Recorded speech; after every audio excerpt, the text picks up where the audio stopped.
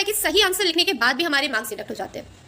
अगर question 5 marks का है तो हमें 4.5 या 4 मार्क्स मिलता है। वही एक स्टूडेंट ऐसा जरूर होता है जिसे 5 आउट ऑफ 5 मिलता है। हम रोते रोते टीचर्स के पास चले तो जाते हैं, लड़ लेते हैं कि उससे ज्यादा क्यों मिला, मुझे क्यों नहीं मिला। बट क्या हमने कभी सोचा है लॉजिकली कि उससे ज्यादा और मुझे कम क्यों मिला? So hey everyone, welcome back to Genora academy and I am Manisha. So आज हम बात करेंगे कि क्यों सही आंसर लिखने के बाद भी हमारे मार्क्स कट जाते हैं। तो सबसे पहला मिस्टेक जो हम करते हैं, last minute revision. Exam start होने वाली है, 1 मिनट बचा है, टीचर्स कह रहे हैं कि चलो चलो चलो सब बैग रख दो, हम तभी पढ़े जा रहे हैं। सर ने बोला था ये इंपॉर्टेंट क्वेश्चन है, वो इंपॉर्टेंट क्वेश्चन है, इसे देख लेते हैं, उससे देख लेते हैं। क्या हो रहा है इससे? क्या उस वक्त तुम्हारे दिमाग में कुछ घुसेगा? नहीं। क्या होगा? बस तुम्हारा कॉन्फिडेंस डाउन होगा। जो तुमने अच्छे से याद किया था वो लास्ट मिनट रिवीजन, किसी दोस्त ने बोल दिया कि अरे तूने ये क्वेश्चन देखा क्या? अरे मैंने तो नहीं देखा, वो तो छूट गया। उस चक्कर में क्या होगा, तुमने जो सीखा था, जो तुमने ऑलरेडी कर रखा था, तुम वो भी भूल जाओगे, तुम्हारा कॉन्फिडेंस डाउन हो जाएगा।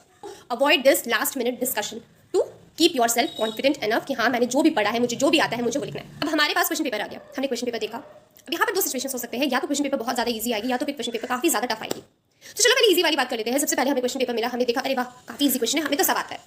अब यहाँ क्या हो जाएगा, हम ओवर एक्साइटेड हो जाएंगे कि मुझे तो सब आता है। ओवर एक्साइटमेंट में हम क्या गलती कर बैठते हैं, हम क्या करते हैं, हम क्वेश्चन को ढंग से नहीं पढ़ते। अरे मुझे तो सब आता है, और हम आंसर्स पर फोकस करने लगते हैं rather than reading the questions properly. अब एक एग्जांपल ले लेते हैं कि मान लो कि आपको क्वेश्चन दिया गया कि right an example which is not an unicellular organism.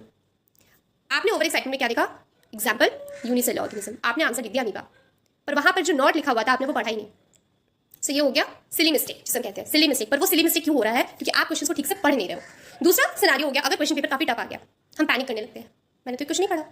पर उस क्वेश्चन को अच्छे से पढ़ो, उस क्वेश्चन में जो भी बोले एटलीस्ट टॉपिक से मुझे कुछ तो आता होगा ना, छोड़ कर मत जाना। जो आता है बोली को, अगर क्वेश्चन काफी टफ होगा डेफिनेटली वो हर बच्चे के लिए टफ होगा, तो टीचर्स वहां पर चेकिंग ईजी कर देंगे। अगर क्वेश्चन टफ है तो चेकिंग ईजी होगी। तो अगर आप उसे छोड़ दोगे तो आपको कुछ भी नहीं मिलेगा। अगर आप उस बारे में कुछ भी लिखोगे, जो भी आपको आता है, आपको कोई फॉर्मूला आता है, आपको कोई डायग्राम आता है, आपको कोई कुछ भी आता है, कुछ भी कोई कीवर्ड कुछ भी आता है, उसे लिखो, छोड़ के मत आना। मान लेते हैं कि आपने इन सारे सिनेरियोस को अवॉइड किए, आपने लास्ट मिनट डिस्कशन नहीं किया, आपने अपने क्वेश्चन को बहुत ध्यान से पढ़े, आपने क्वेश्चन को पढ़ के उसके बाद उसके अकॉर्डिंगली उसके आंसर्स लिखे हैं, बट फिर भी आपके मार्क्स कम हो गए। सिचुएशन को हम कैसे समझेंगे, इसको एक एग्जांपल से समझते हैं। सोचो कि एक स्टूडेंट है, उसका नाम है राहुल, और एक स्टूडेंट उसका नाम है सनी। अब राहुल ने क्या किया, क्वेश्चन है कि you have to describe about the plant tissues. अब राहुल ने क्या किया, उसे जो भी आता था प्लांट टिश्यूज के बारे में उसने सब कुछ लिख दिया। Plant tissue, how many types of plant tissues are there, their definitions, each and everything.